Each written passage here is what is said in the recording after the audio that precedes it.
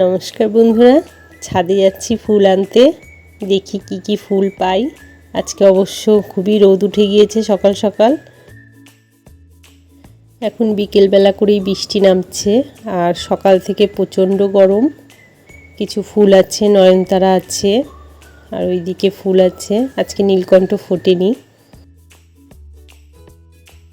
ফুল দেখলে ফুল তুলতে ইচ্ছে করে না, কিন্তু কিছু পুজোর জন্য নেব। আজকে আর বাজারে ফুল আনতে যাব না। সাজিটা একটা জায়গায় রাখি আর ফুলগুলো একটু তুলি। অল্পই ফুল তুলবো, নিচ থেকে আবার মা দেবে। এই নয়নতারা ফুলগুলোর কালারটা খুবই সুন্দর।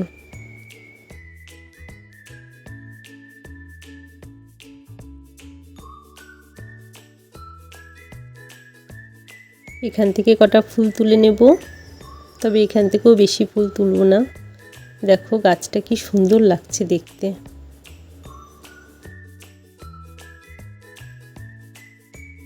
নিচে এসেছি, মা প্রতিদিনই ফুল দেয়। তা আজকে আমি সকাল সকাল যেহেতু পুজোটা দেব, তার জন্য তাড়াতাড়ি করেই আমি নিতে এসেছি। মাও ফুল তুলছিল।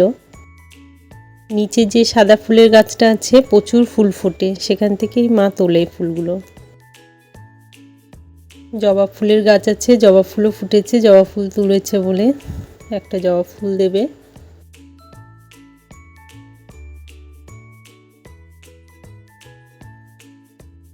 মায়ের এই ডাইনিংটায় দেখো প্রচুর ঠাকুর আছে, শিব ঠাকুর, হনুমানজি।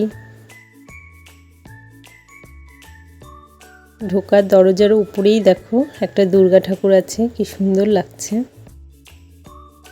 আমার স্নান হয়ে গিয়েছে। আজকে চারিদিকে লোকনাথ বাবার পুজো হচ্ছে। তা বাড়িতে আমি যেই ফুলগুলো তুলেছি সেই ফুল দিয়ে একটা মালা করব, লোকনাথ বাবার ঠাকুরকে পরাবো। আমার বাড়ির ঠাকুরটা খুবই ছোট, তা ছোট করেই মালাটা গাঁথবো। এখন তো বাজার থেকেই মালা কিনে আনে যখন ফুল টুল আনে। তা বাড়িতে আগে আমরা যখন প্রচুর ফুল হতো তখন মা এরকমই মালা গেঁথে ঠাকুরকে পরাতাম।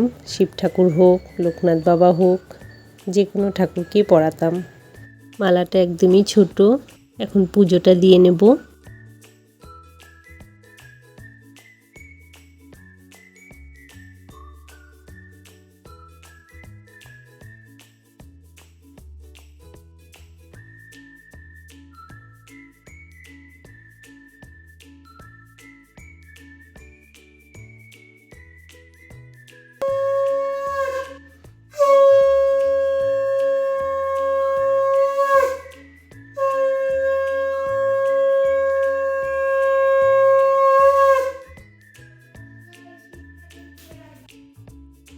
একটু চা বসিয়ে দিয়েছি আর একটু মুড়িটা ভেজে নেব।